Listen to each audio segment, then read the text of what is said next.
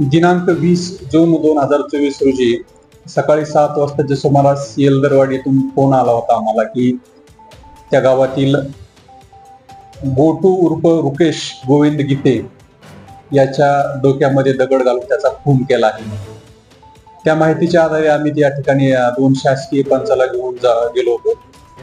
घटनास्थळी गेल्यानंतर घटनास्थळावर गेल्यानंतर त्या ठिकाणी रुकेश उर्फ गोटू जो आहे त्याचे प्रेत एका गावाच्या बाजूच्या नाल्यामध्ये पडलेले होते आणि त्याच्या डोक्यावर, चेहऱ्यावर, मानेवर आणि छातीवर दगडाने मारलेलं होतं.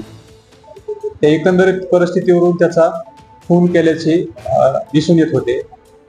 त्यानंतर आम्ही गावात त्याच्या नातेवाईकांकडे विचारपूस केली असता त्या घटनेच्या आदल्या दिवशी गोटू उर्फ रुकेश हा त्यांच्याच गावातील योगेश तुकाराम केंद्रे नावाच्या मुलाबरोबर गावात होता अशी माहिती मिळाली.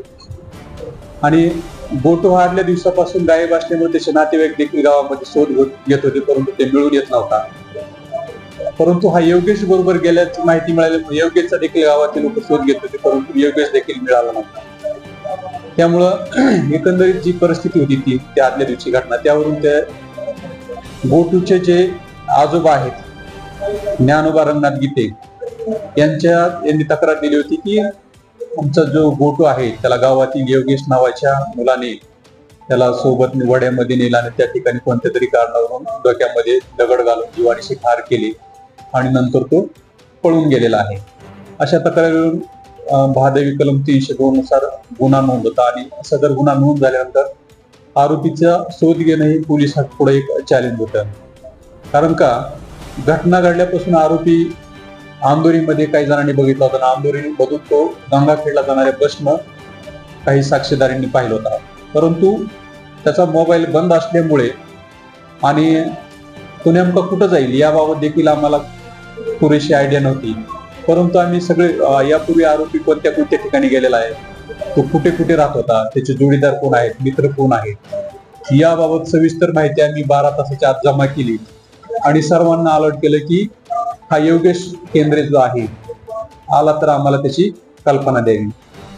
परंतु यापूर्वी ज्या ज्या ठिकाणी योगेश गेला होता त्या ठिकाणी न जाता त्याच्या नातेवाईकाकडे तो नेरळ मुंबई या ठिकाणी गेला होता आणि ती माहिती आम्हाला मिळाल्याबरोबर आम्ही त्या नातेवाईकाचे लोकेशन काढून त्या ठिकाणी तिथले लोकलचे पोलीस पाठवले आणि नेरळ येथून योगेश केंद्रे याला ताब्यात घेतली आणि त्यानंतर आमची किनगाव पोलीस स्टेशनची पोलीसची टीम त्या ठिकाणी आरोपीला ताब्यात घेण्यासाठी पाठवली होती आणि 24 तासाच्या आत आरोपी आम्ही त्या गुन्ह्यातला अटक केला.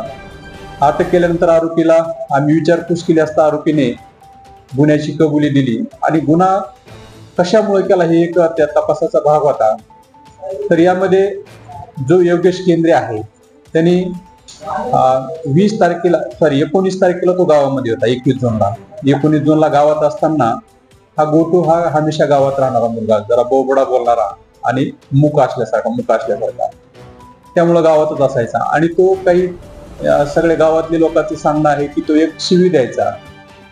ती शिवी हे योगेश केंद्रेला देखील त्यांनी दिली होती आणि योगेश केंद्रेला त्या शिवीचा राग आल्यामुळे त्यांनी त्याला रागामध्ये गावाच्या बाजूच्या वड्यात दगडाने ठार मारल्याची कबुली दिल्याने त्याला गुन्ह्यात अटक केली होती. अटक करून 2 दिवस पोलीस कस्टडी घेतली आणि पोलीस कस्टडीमध्ये सर्व प्रकारचा तपास करून आरोपी सध्या न्यायालयीन कोठडीमध्ये जेलमध्ये आहे आणि उर्वरित तपास होण्याचा चालू आहे.